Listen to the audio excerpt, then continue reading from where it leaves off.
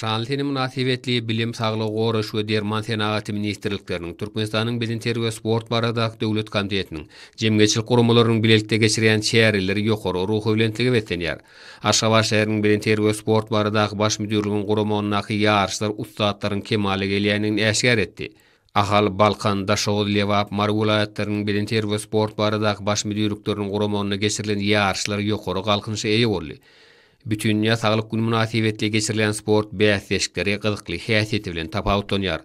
Halkymyzyň saglygy we awadançylygy baradaky alady we köpçülikden bilen terbiýe sagyldyş hemde sport hereketini höwetlendirmek, ýetiderli durmuşa geçirilen döwlet siýasatynyň ileri turýan urlarynyň biri bolup durýar.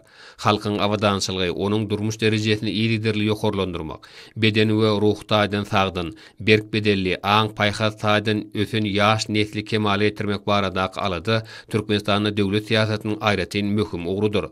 Ýurdumyzda köpçülikden bilen terbiýe hereketini hemde ýokary netijeli sporty ösürmek, sagdyn durmuş ýöreligini kemale ýetirmek boýunça çäreler milli taglyma urly.